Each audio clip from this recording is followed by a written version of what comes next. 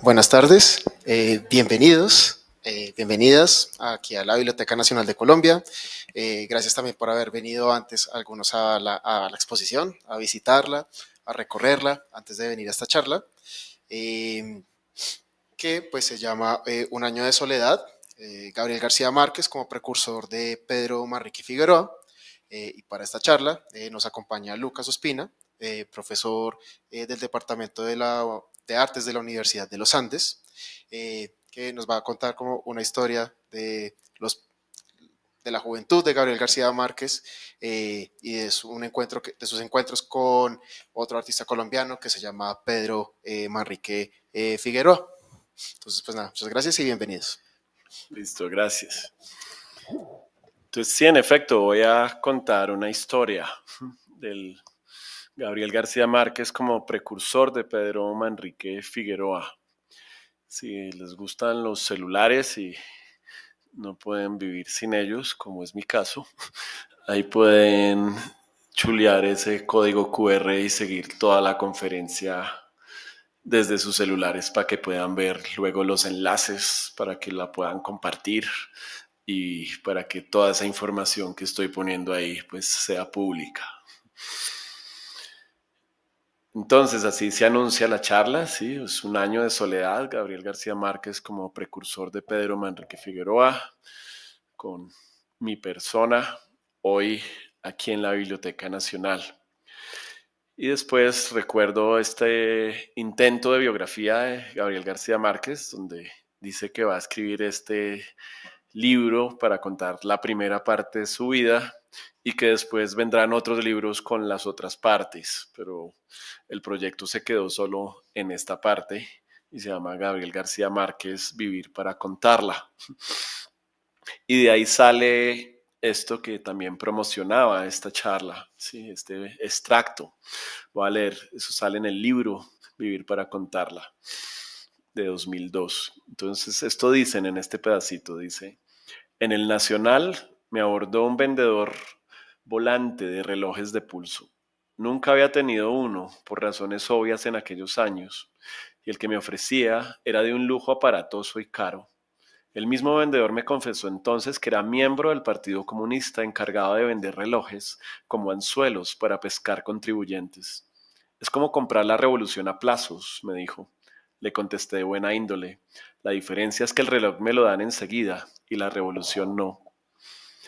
El vendedor no tomó muy bien el mal chiste y terminé comprando un reloj más barato, solo por complacerlo, y con un sistema de cuotas que él mismo pasaría a cobrar cada mes. Fue el primer reloj que tuve, y tan puntual y duradero que todavía lo guardo como reliquia de aquellos tiempos. Cuando leí ese libro, dije, ese es Pedro Manrique Figueroa. Pedro Manrique Figueroa es el vendedor del reloj y es el que vio a García Márquez varias veces para ir a cobrarle las cuotas del reloj. Y Pedro Manrique Figueroa es el que está en el Partido Comunista y tal vez dentro de sus muchos proyectos, no solo en el Partido Comunista, sino por ejemplo en la ACA, en la Asociación Colombiana de Artistas, se inventó muchos tipos de proyectos y este parece un tipo de proyecto de Pedro Manrique Figueroa, es decir, vender el tiempo de la revolución, pero venderlo de manera anticipada.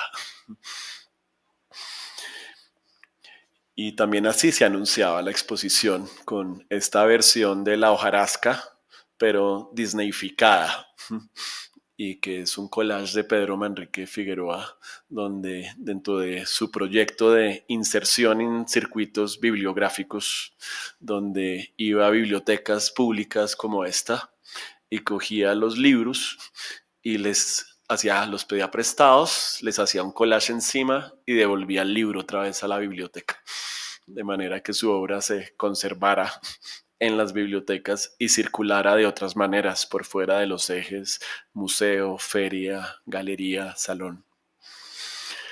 Aquí vemos una foto de Gabriel García Márquez, joven. Tal vez esta es la época del reloj. Ahí lo vemos cuando nadie sabe quién es García Márquez y cuando García Márquez es solo el señor García. Solo digan la palabra, digan los dos nombres, Gabriel García. Quítenle el Márquez, Gabriel García. Entonces en ese momento era Gabriel García, que nace en 1927 y muere en Ciudad de México en el 2014.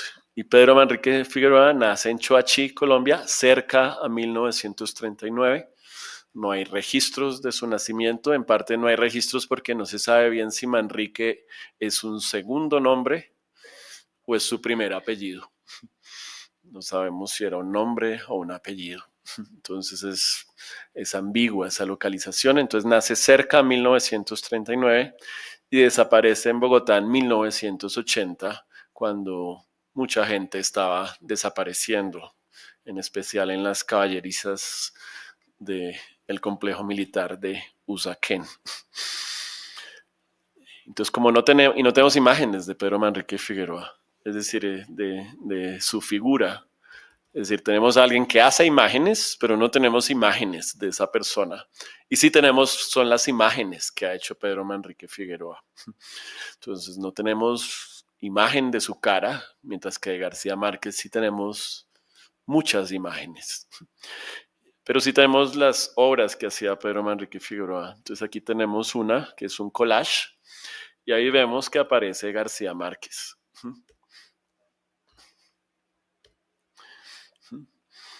Entonces tenemos un collage con un globo que dice: creo que debo esconderme detrás de una nube porque aquí estoy sobrando. Y tenemos un letrero que dice: Dios todo lo ve. Y tenemos después a un García Márquez ahí que no sabemos si es el que está por delante de Dios o es solo un reflejo de algo más, un reflejo de un país, si es un hombre que contiene multitudes, si es un hombre que nos trajo el diablo, porque es el diablo el que lo sostiene ese espejo. Y también una relación con una mujer también ambigua. Estamos ante una Eva, estamos ante una estrella de la pornografía, estamos ante alguien que debe ser ninguneado simplemente para mantener un canon literario masculino. No sabemos bien. Y alguien escribiendo, ¿no? Primero estaba el verbo y después se hizo todo. Es el verbo el que hizo la luz. Antes de la luz estaba el verbo. Entonces vemos la palabra y la escritura creadora. Y el título tal vez nos puede dar pistas. El título que le pone Pedro Manrique Figueroa se llama García lo ve todo.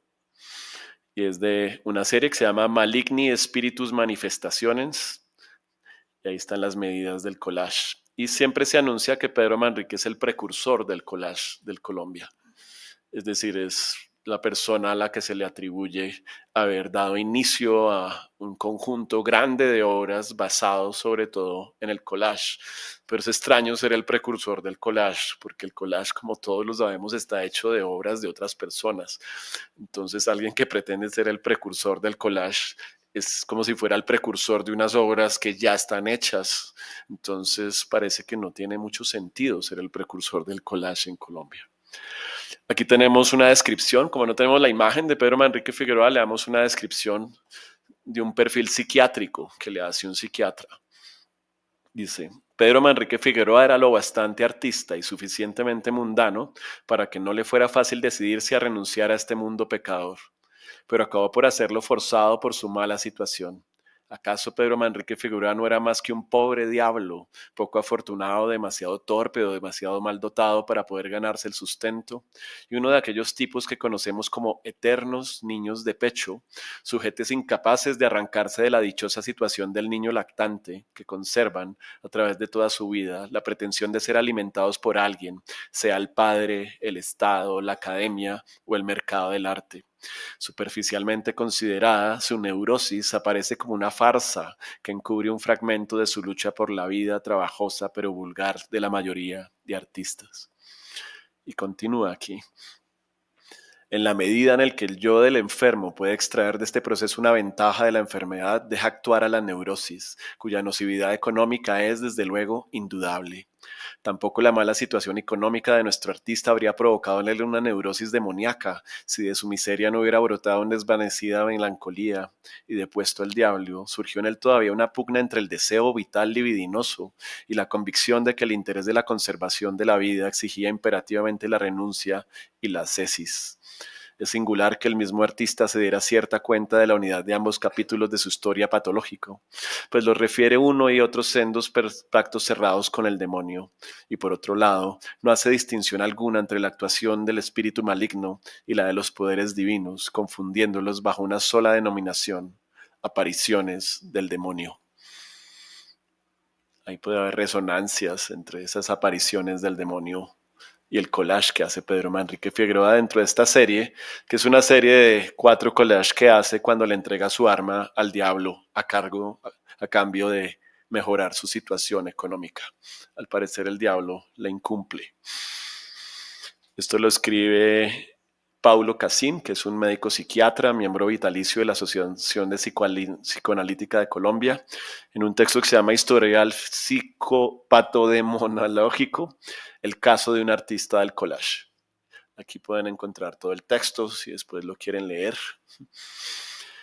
Y vamos aquí afuera, ¿sí? a la exposición que tenemos ahí afuera y que es el marco de esta exposición. Entonces aquí tenemos a 2 personas viendo una de las vitrinas con mucha atención. Intenté tomar la foto sin ellas, pero no pude. No se iban, estaban ahí. Entonces dije, bueno, pues tomémoslas con ella. Además ni se dieron cuenta que yo les estaba tomando la foto. Así de concentradas estaban. Y que estaban mirando con tanta atención. Estaban mirando un cómic. Con mucha atención estaban mirando la vitrina donde está el cómic firmado por Gavito y donde vemos toda una secuencia de anotaciones para otros cómics posteriores. Es decir, es alguien que entiende imágenes y palabras no como un complemento, sino imágenes y palabras como un continuo. Es decir, todavía tiene conectada ese lado del cerebro que está totalmente ligado a las imágenes y a las palabras, no lo ha separado, no tiene esa decisión. Entonces lo vemos dibujando y ahí está ese cómic. Pero también en la exposición vemos muchos dibujos, ¿no? Dibujos viejos, reparados, tal vez desachados, ¿sí? ¿Quién se va a preocupar por los dibujos de un escritor cuando lo que importa es lo que ha escrito? Pero de pronto en esta época y gracias a esta exposición también nos empiezan a interesar los dibujos. Y aquí nos dicen de una fecha, ¿no? Nos dicen que se trata de una revista, ¿sí? Que él hace a sus 14 años y que hizo todo el número de la revista del colegio y ahí podemos ver algunos de sus ejemplares. Y es de 1941, entonces vemos las ilustraciones que hizo, vemos todos los textos que se inventó, todos los géneros que usó de este tipo de revistas. Vemos que hace hasta el mapa de geografía dibujado y convertido en fotomecánica para poderla reproducir. Vemos que dibuja ya un bebé. Vemos que dibuja también este texto, este dibujo así religioso para ilustrar esta parte. Vemos que dibuja esta portada grande con ese niño ahí. Y muy buen dibujo, sí. Tiene muy buen dibujo. Ustedes lo miran bien. Creo que no acerca más, pero allá en la exposición lo pueden ver bien. Y ahí está, miren la pose de 3/4.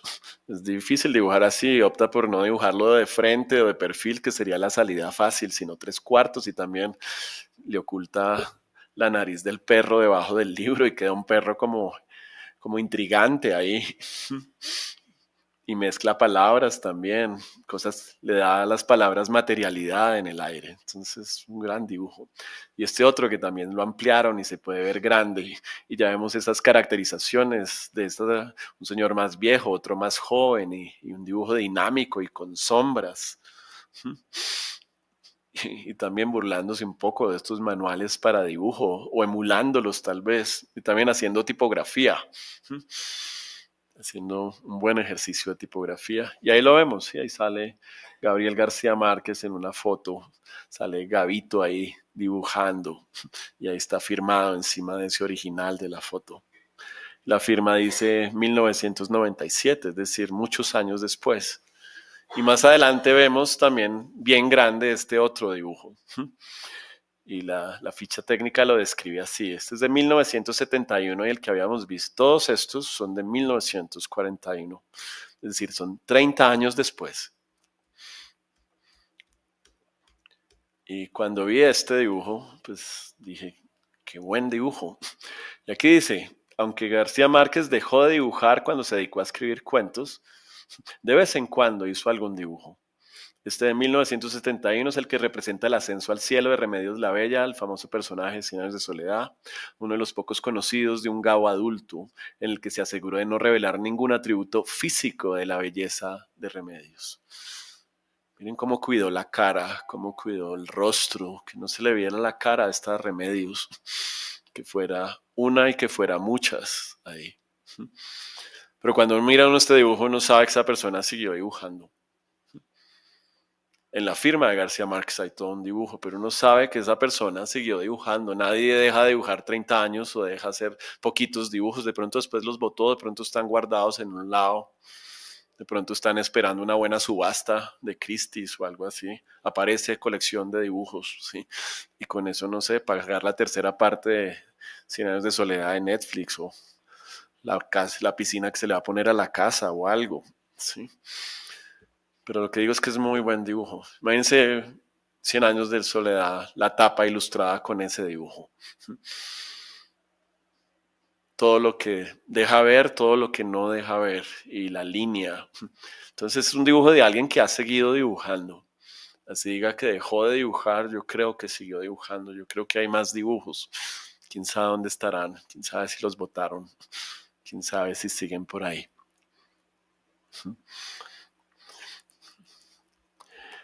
Entonces esto era para explicar este continuo de la imagen. García Márquez sí como dibujante, pero más como alguien que tiene un continuo entre las palabras y las imágenes. Las imágenes vienen a él las escribe, él las dibuja. ¿Qué diferencia habrá a veces en cierto punto entre dibujar y escribir? Entonces ahí está ese continuo. Aquí hay una entrevista bien escaneada donde dice, antes de escribir yo pintaba. Eso es solo una frase en el texto. No explica eso en ningún lugar, solo está la frase ahí. Pero está muy claro y también todas las entrevistas de García Márquez están llenas de frases que él repite una y otra vez. ¿Sí? Sí, como que le empiezan a gustar esas frases y él mismo se las repite y él mismo sabe que después serán reproducidas. Después de todo, él fue también periodista y siguió haciendo periodismo toda su vida y también trabajó en publicidad haciendo frases para vender productos. Entonces también él sabe mucho de mercadeo, sabe mucho de cuándo una frase pega, cuándo una frase puede ser un titular de una entrevista. Y este es un titular que intriga y que también va en la línea un poco de esta historia que estoy contando. Paralelo a eso, tenemos un proyecto también de Pedro Manrique Figueroa que habla de, de cierta precariedad, de cierta época donde no se tiene recursos. Y este proyecto se llama el Museo de la Pobreza. Aquí vemos una instalación de una recreación de ese museo. Entonces se trata como de un museo portátil, donde estas estructuras se pueden empacar, se pueden volver a montar y pueden viajar. Y solo se puede ver por dentro, es decir, por fuera solo vemos algo cerrado y cuando alguien se para aquí adentro, pues podemos ver sus pies viendo el museo. Y vemos que tiene 3 niveles el museo.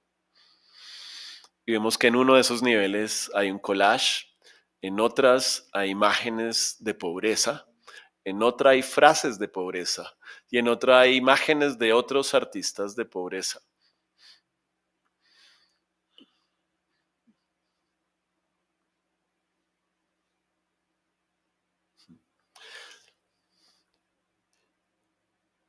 Y aquí vemos algunos de los collages que acompañan esta pieza. Esta, por ejemplo, era la versión Francia. Entonces hizo unos collages pensando en Francia. La elegancia francesa, vemos a un presidente francés, vemos a alguien pobre y alguien que está fumigando al pobre, está haciendo limpieza social, pero de una manera muy elegante. Aquí vemos a una patrona, no sé si sea la de Lourdes, Lourdes Francia o Lourdes Bogotá, o una virgen, una nueva virgen de este siglo, de esta localidad, contrastada con otras madres que están nutriendo a otros hijos. O de pronto es Notre Dame y sus damas, como él lo titula. Y aquí vemos de nuevo aparecer a García Márquez. Este es un collage que se llama Vida y muerte de Regis Debray, que fue alguien europeo que vino a tratar de liderar una revolución aquí en Latinoamérica y no le fue tan bien.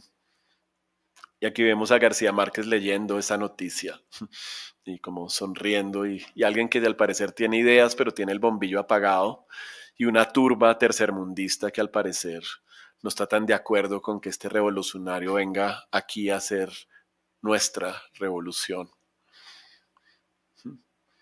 ¿De qué se trataba el Museo de la Pobreza? Aquí tenemos una carta que le manda García Márquez, le manda Pedro Manrique Figueroa al cónsul de Estados Unidos para que le den la visa a Estados Unidos. Y de esta manera trata de justificar la visa, dice. Mediante la presente carta le manifiesto el interés de los mi interés en los Estados Unidos de América con el fin de documentar el tema de la pobreza en su país. Mi intención es ir allá, registrar la pobreza de su país y mostrarle a las personas de lo que llaman ustedes el tercer mundo, la pobreza que existe en el primer mundo. Es decir, él quiere ir a agarrar pueblo allá para mostrarnos acá que en los países del primer mundo hay pobreza. En eso consiste su proyecto. Obviamente no le dan la visa. Todo se queda en collage, todo se queda en cajas, todo se queda guardado, todo se queda en proyecto. Y hace muchas versiones, sí, hace versiones para Francia, hace versiones para Holanda, hace versiones para Inglaterra, hace versiones para Estados Unidos. Y de esas versiones pues se conservan algunos de los collages. Aquí pueden ver las versiones que se han expuesto en Francia, en Suecia, y son versiones también bilingües. Y pueden ver muchas imágenes de pobreza en Francia y muchas imágenes de pobreza en Suecia. ¿Sí? Pobre gente de Suecia y pobre gente de Francia. Pobres, pobres, los pobres de Suecia y de Francia. Y nos vamos acercando al título de la charla. Y es un año de soledad. Entonces aquí llegamos como al núcleo un poco de esta relación conflictiva. De pronto García Márquez no le pagaba las cuotas del reloj de la revolución. O cada vez que le pagaba las cuotas, Pedro Manrique Figueroa sentía que perdía algo. O también verse reflejado en el ingenio de García Márquez, en su talento inagotable, en, en esa gran colombianidad, lo llenaba de rencores, de envidias. Le parecía tal vez arrogante o le parecía tal vez admirable y pasó tal vez de la admiración al rencor, como es tan natural. Entonces, esta es una recreación de un proyecto de Pedro Manrique Figueroa que se llama Un año de soledad. Aquí sale la frase de vivir para contarla. ¿Y en qué consistió? Consiste en que una vez García Márquez obtiene la fama, en parte gracias al Nobel, Pedro Manrique Figueroa entra en un delirio y dice que García Márquez le robó la idea de una novela que él llamaba Un año de soledad y que García Márquez lo llamó 100 años de soledad. Y él entonces dice que se va a encerrar durante un año en un cuarto a escribir su gran novela, que no solo va a poner en ridículo los 100 años de soledad de García Márquez, sino que le va a mostrar al mundo que García Márquez le quitó la idea. Entonces aquí vemos el cuarto donde él se mete, y como era tan rencoroso, entonces miren, guarda todos los recortes de García Márquez. Aquí vemos el recorte que les acabo de mostrar. Guarda esta cuerda, no sé si para mantener el hilo narrativo de su narración o invocarlo. Y también cuelga como todo con chinches, pero a la vez a las chinches les pone como unos alambres de cobre. Y esos alambres de cobre van a llegar a la máquina de escribir, como si se fuera a irradiar de toda esa fama y de toda esa energía. Y en la máquina de escribir fuera a fluir su año de soledad. Y también forra el cuarto también como con papel aluminio para que no entren las malas energías o no entre el diablo al que ya le vendió la alma hace rato, pero tal vez no quiere que venga y lo reclamen. Y como ven, ahí están, por ejemplo, estos diagramas de cómo es el árbol genealógico en 100 años de soledad. También pone unos letreros aquí enigmáticos, pone unas luces ahí como de Navidad. Y miren la obsesión, imagínense que entrar al cuarto de alguien así, un cuarto totalmente forrado con noticias de prensa de un archivo muy amplio de García Márquez. Tiene una pila que también la conecta a los que no son cables, a las cuerdas, no sé si para recargarse energéticamente o neutralizarlo. Y vemos, miren todo lo que ha escrito. Ha escrito una cantidad, es decir, su año de soledad le ha funcionado muy bien. De pronto ahí está realmente una novela que va a estar a la par de 100 años de soledad, sino que esta se llama Un año de soledad. Y también nos damos cuenta que también García Márquez era pobre por esta noticia y es tan pobre como Pedro Manrique Figueroa en este momento. Cuelga tal vez las tapas de las revistas, fotos de sociales. Y aquí se describe un poco qué es lo que hace. ¿Sí? Dice, el 11 de diciembre de 1982, Pedro Manrique Figueroa cumple las primeras horas de encierro autoimpuesto que se extenderá por un año exacto.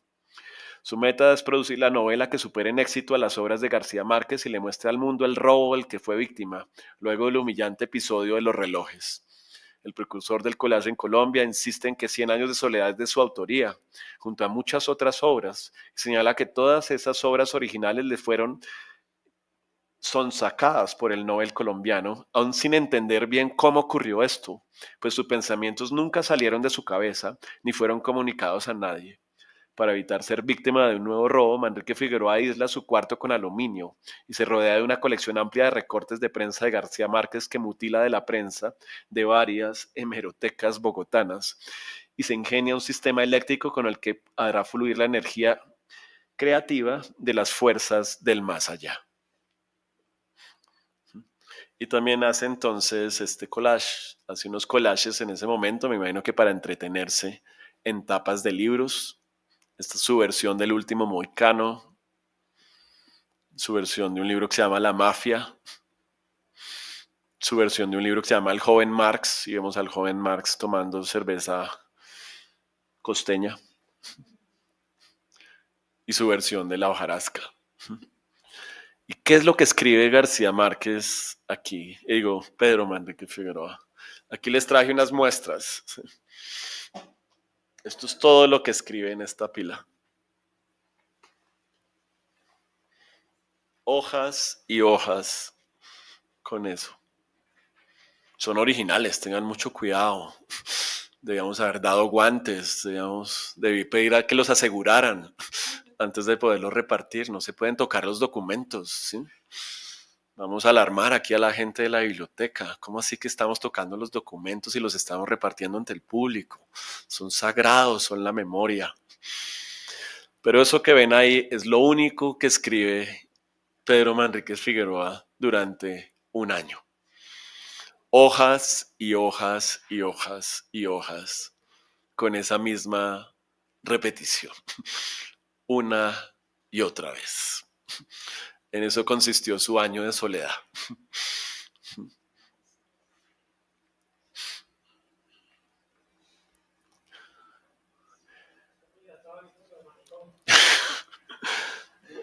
No sé, de pronto todos lo estamos, ¿no? Cada vez más, cada vez más. ¿No les ha pasado? Se meten a hacer un proyecto creativo y primero ordenan el cuarto y después ponen todos los lápices de colores en orden, se compran una nueva máquina de escribir, compran papel, se encierran y de pronto no se puede, ¿sí? Y entran en ese lugar de el satuple o el putas, si uno lo lleva al revés, ¿sí? Vaya uno a saber. Probablemente hay todo ese tipo de deslizamientos, de desplazamientos. Por ejemplo, aquí vemos una edición impresa pirata de 100 años de soledad. Es decir, no solo Pedro Manrique Figueroa al parecer falseaba a 100 años de soledad, sino que también había unos editores muy ingeniosos de que antes de que fuera legal que apareciera 100 años de soledad en China, había algún editor vendiéndole a los chinos 100 años de soledad.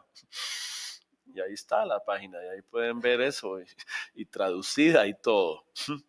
cuando eso solo llegó posteriormente. Entonces, ¿será que alguien estaba también usando Cien años de soledad? ¿No era solo García Márquez el que se estaba inventando cuentos? Aquí lo acabo de recordar, ¿no? Hay todo un escándalo con una editorial que se llama Oveja Negra y las ediciones de García Márquez y el editor de Oveja Negra y lo que pasa con todas esas ediciones y cómo se sacan tirajes y no se reportan muy bien las ventas ni cuántos tirajes se sacaron con la obra de García Márquez, especialmente después de el premio Nobel. Esas son historias interesantes que podrían estar aquí en la exposición de al lado. A veces las exposiciones se pasan en su enfoque agiográfico. La geografía, con H, agiografía, es la vida de los santos.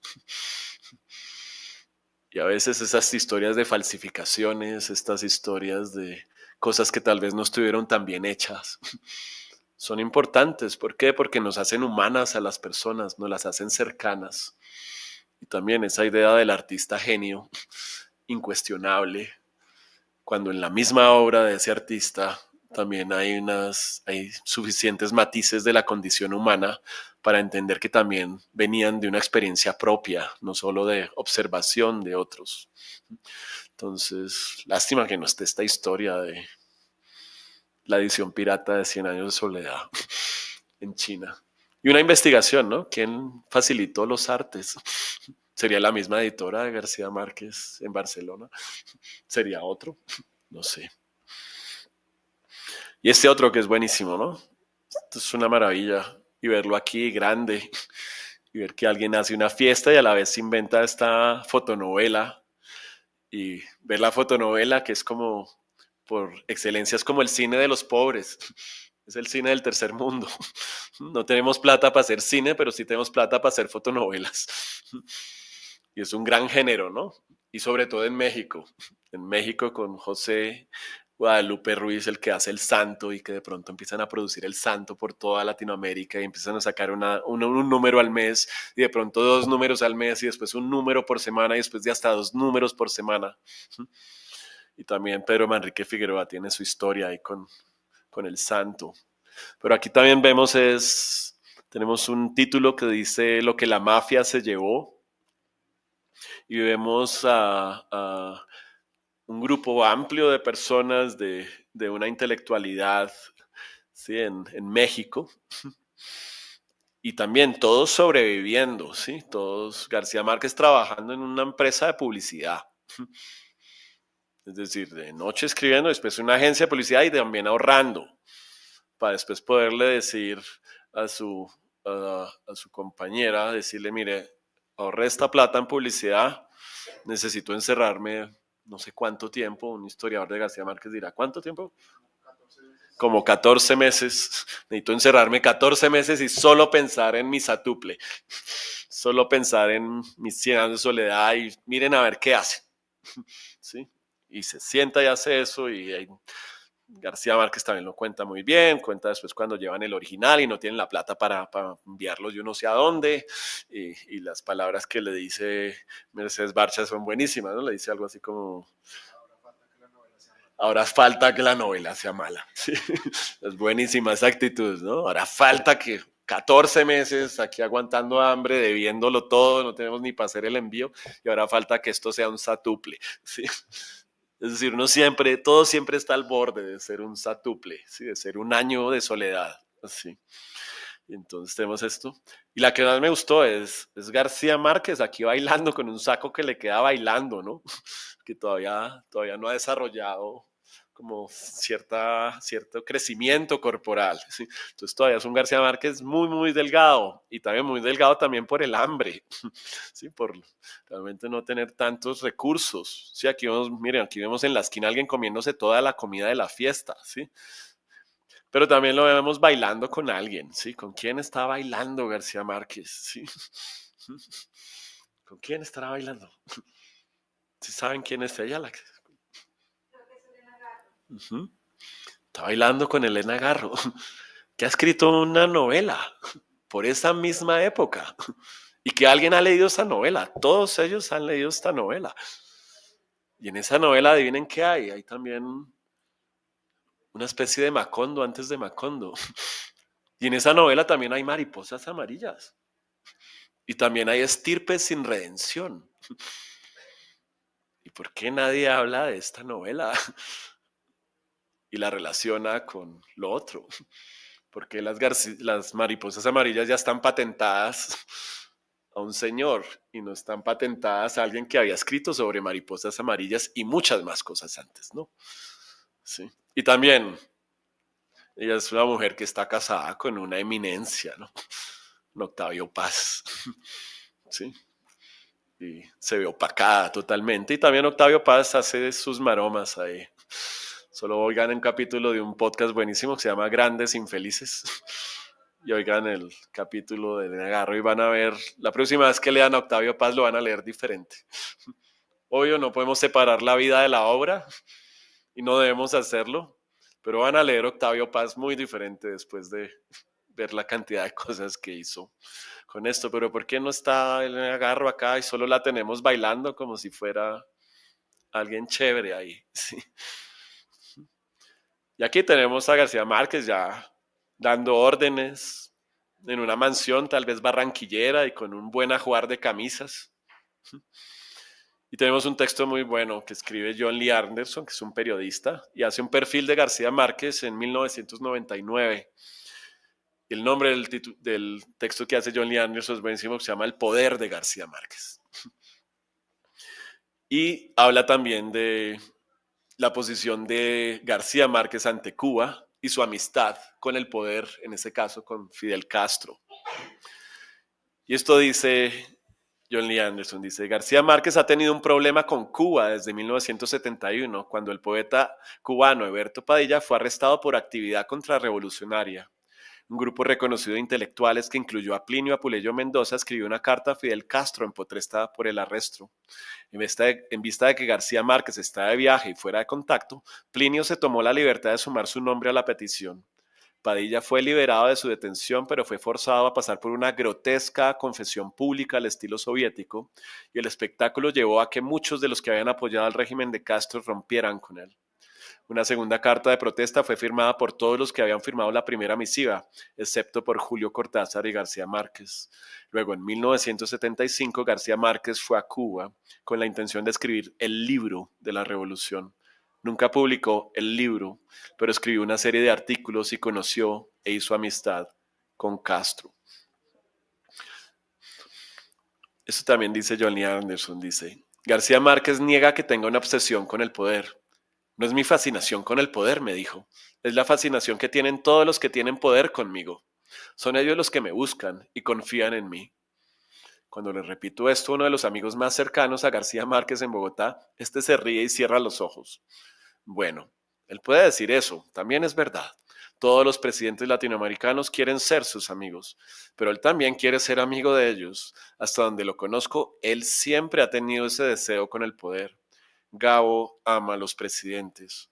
A mi esposa le gusta molestarlo y le dice que hasta un viceministro le causa una erección. Si quieren leer más sobre ese artículo, ahí está el enlace por si quieren ver el problema con Cuba del señor García.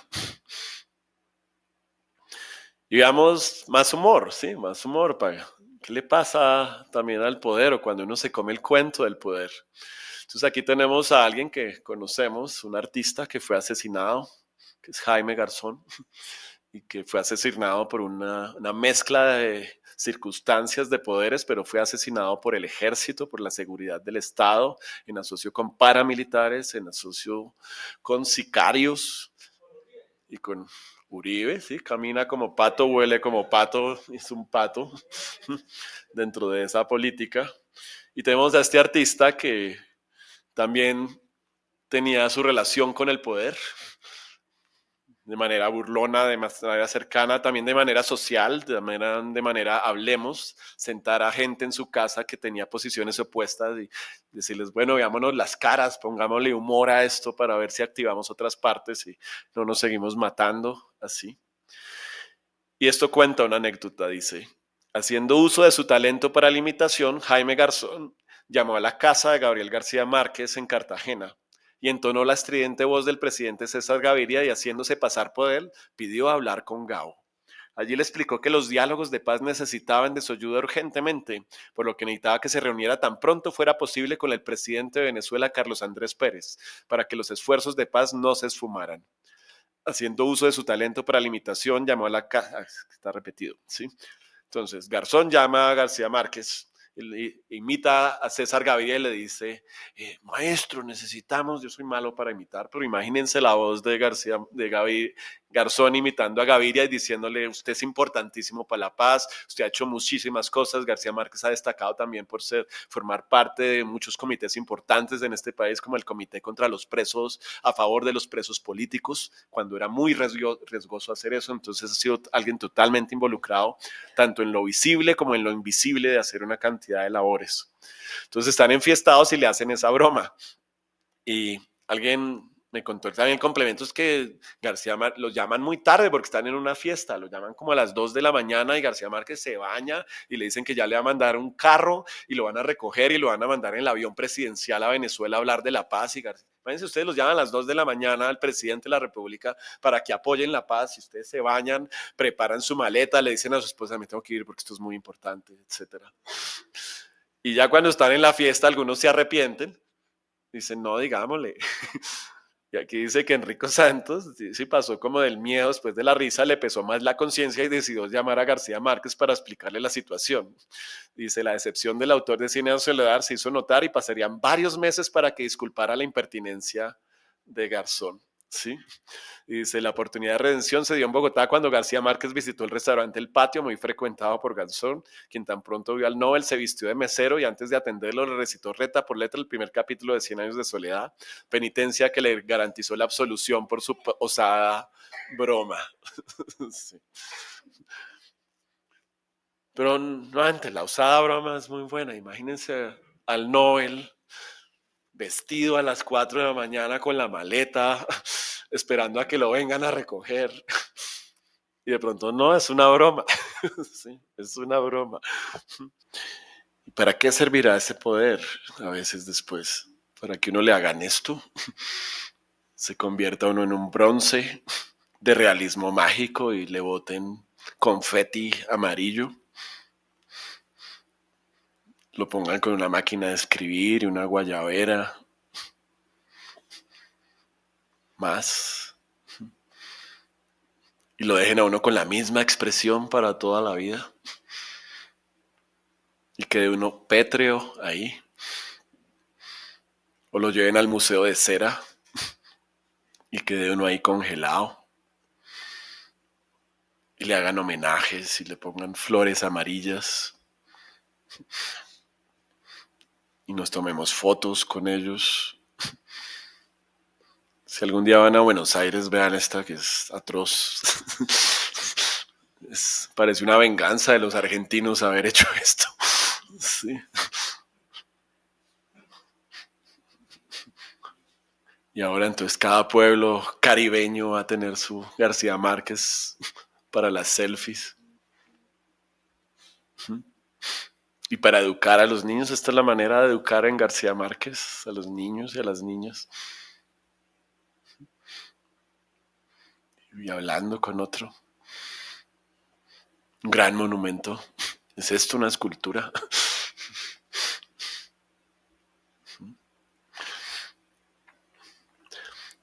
Esto dice, un texto dice, la verdad es que yo no gano nada con ser santo después de muerto. Yo lo que soy es un artista. Y lo único que quiero es estar vivo para seguir a pura de flor de burro con este carricoche convertible de 6 cilindros que le compré al cónsul de los Infaltes, con este chofer trinitario que era barítono de la ópera de los piratas en Nueva Orleans, con mis camisas de gusano legítimo, mis lociones de oriente, mis dientes de topacio, mi sombrero de tartarita y mis botines de 2 colores, durmiendo sin despertador, bailando con las reinas de belleza y dejándolas como alucinadas, con mi retórica de diccionario. y sin que me tiemble la pajarilla si un miércoles de ceniza se me marchitan las facultades, que para seguir con esta vida de ministro me basta con mi cara de bobo y me sobra con el tropel de tiendas que tengo desde aquí hasta allá, más allá del crepúsculo, donde los mismos turistas que nos andaban cobrando el almirante trastabillaban ahora por los retratos con mi rúbrica, los almanaques con mis versos de amor, mis medallas de perfil, mis pulgadas de ropa y todo eso sin la gloriosa duerma de estar todo el día y toda la noche esculpido en mármol ecuestre y cagado de golondrinas como los padres de la patria. Es un texto de García Márquez que se llama La cama en el bueno vendedor de milagros. Y habla precisamente de lo que le pasa a los bronces, ¿no? Simplemente son una superficie para que vengan las golondrinas a cagarse en ese mármol ecuestre. Y por estos días tenemos esta extraña paradoja, ¿no? Tenemos dos exposiciones de García Márquez. Es decir, al Estado colombiano no le bastó una, que sucede acá en una institución estatal, sino que en la Casa de Nariño hay otra. Y de una manera inconsulta, al parecer, porque tienen un concepto curatorial. Ni una es la continuación de la otra, ni se alimentan a las otras. Es decir, la del Palacio Nariño ignora totalmente a la de la Biblioteca Nacional. Y vemos allá esculturas, mariposas amarillas, objetos ahí puestos en una esquina sin ton ni son,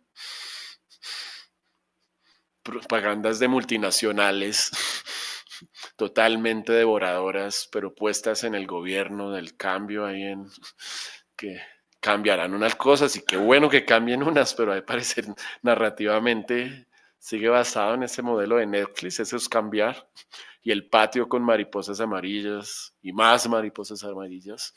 Y miren esto evoca que Macondo, una tienda de artesanías de Colombia, y sin ninguna ficha, nada, ningún contexto. Este otro, miren qué interesante. Una carretilla ahí con una cosa de fique en el piso. Y entonces esto que estamos viendo es la exposición del Palacio de Nariño y ahí vemos a uno de los hijos de García Márquez acompañándola. Y uno no entiende cómo fueron a hacer esa exposición. Miren lo triste que se ve esa máquina de escribir ahí. Y miren un letrero ahí de Gabo, ese Gabo que no sé, parece como algo. Es como una palabra para enseñarle a los niños a hablar, ¿no? Uno le dice mamá y uno les dice Gabo y aprenden a hablar. Pero no dice nada de tanto usarlo. Y Gabo vive en la casa de Nariño en una tipografía espantosa, mal espaciada, con una foto metida como entre un marco así decimonónico. Todo eso puesto ahí. Y vemos el día de la inauguración y vemos esta figura ahí de García Márquez ahí mirando a todos los asistentes y un señor de lenguaje de señas tratando de pasar a señas un discurso de 34 minutos donde hila todo tipo de cosas y casi no habla de García Márquez, más allá de hablar de una extraña referencia a unos aurelianos, pero muy breve, y de unas mariposas amarillas. Y lo mejor de esos discursos es el intérprete de señas, ¿no? Esa es la parte divertida, ¿no? Ver todas las piruetas que tiene que hacer, que son tan variadas como las piruetas argumentativas de esta persona. Y ahí queda el enlace por si quieren ver todo el video de 37 minutos y el discurso de lanzamiento de la exposición de por qué es importante tener a García Márquez. Pero solo digamos los minutos finales. Mundial. Entonces, los invito al paseo para que Gabriel García Márquez, que ha entrado aquí con paso firme, oloroso a flores amarillas y rodeado de mariposas amarillas, no abandone jamás este palacio tan frío porque ahora le da calor. Gracias, muy amables.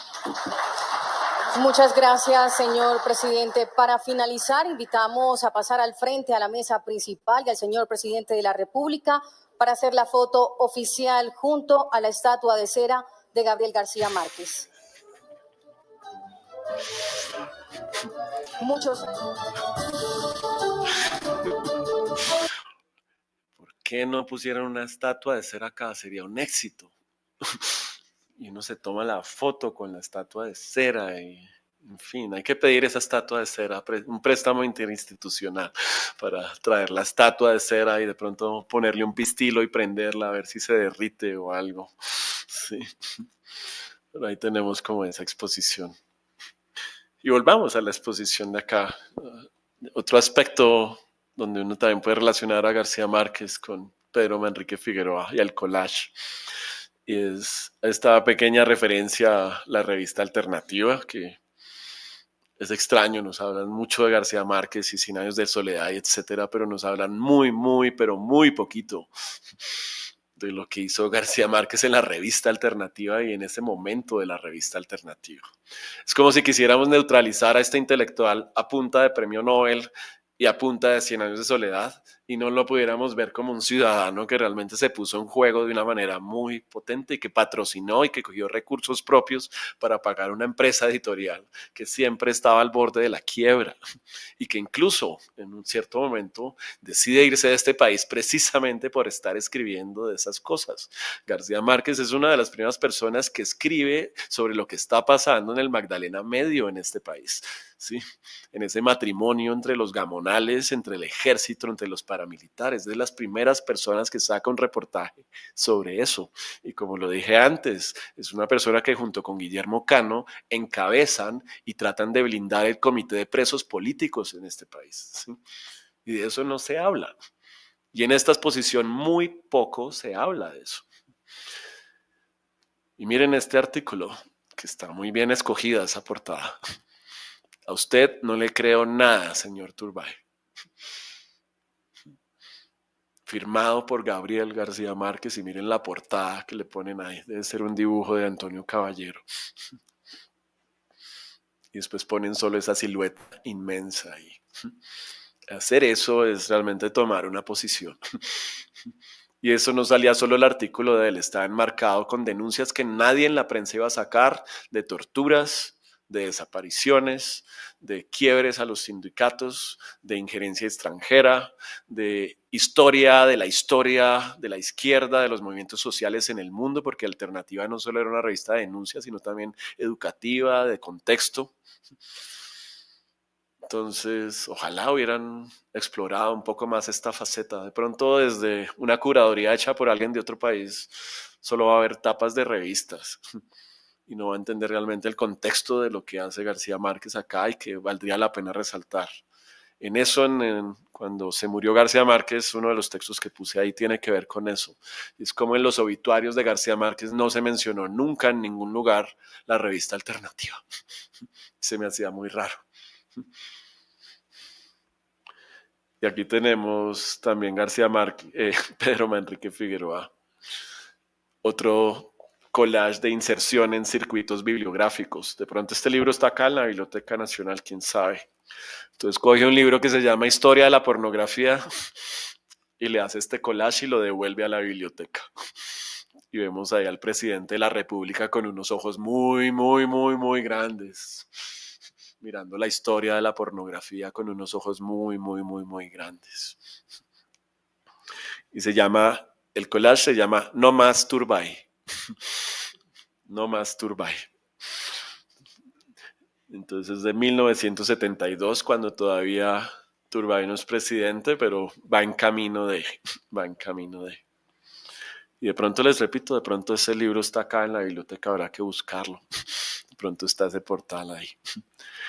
Y aquí por último, ya entonces dejo este texto ahí por si lo quieren leer después. Me gusta es que muestran un apartamento de García Márquez acá. Sí, entonces hablan de la casa, hablan del interior de su casa y dicen cómo en su casa en México hay piedra labrada, arcos, escaleras de cerámica. Son algunos aspectos básicos de la sección de la casa de García Márquez para contrastarlo con cuando era pobre. Nuevamente no estoy haciendo un llamado a la pobreza. A todo artista le sienta mejor el dinero que no tenerlo. No estoy tratando de ser filistino, como dice Robert Hughes en un texto que se llama Arte y Dinero. A Picasso no le hizo ningún daño ser millonario a los 35 años. ¿Sí? Entonces no estoy abogando por eso. Pero sí estoy abogando es como el dinero también hace que a veces cambie uno ciertas ideas o no le prestemos atención a otras solo por ser pobre. Y aquí vemos en contraste, por ejemplo, la pieza en esa época de Pedro Manrique Figueroa. Aquí vemos otra inserción en circuitos ideológicos, como también Pedro Manrique Figueroa tenía algo de publicista. Y este es un proyecto que él hace de cambiar las claquetas de los buses y meter mensajes subliminales en esos. Entonces esta es la ruta, uno puede cogerla para ir a Apogeo, pero también para ir al comunismo. Y cuando dice Mayo, entonces le cambia como Avenida 1 de Mayo y pone Tortura arriba, y pone Autopista, y pone Apogeo vencerá, y pone Usaquil ahí. Y entonces esto es una pieza que es un gran cajón, está recreada y tiene un huequito, y por ese huequito uno ve la pieza. Aquí vemos a alguien, las personas asomándose y mirando por el huequito la pieza. Y adentro de esa pieza pues vemos cómo vivía Pedro Manrique Figueroa, cómo vivía ahí en... Creo que las imágenes están pesadísimas y la red no está cargando tan rápido.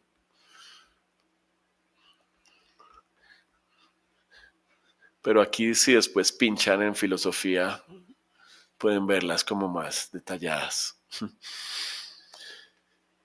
Entonces ya para cerrar, dice esta última frase de García Márquez, pero que le va también a Pedro Manrique Figueroa.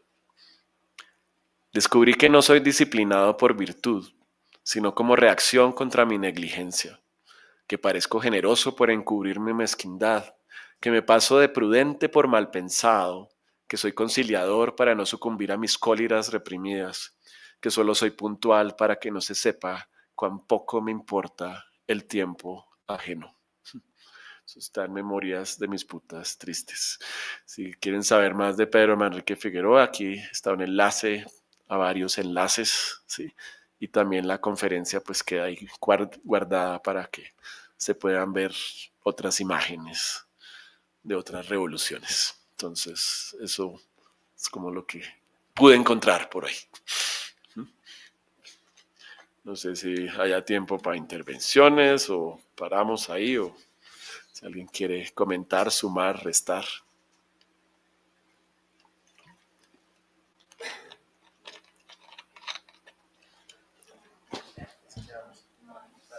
Bueno, gracias.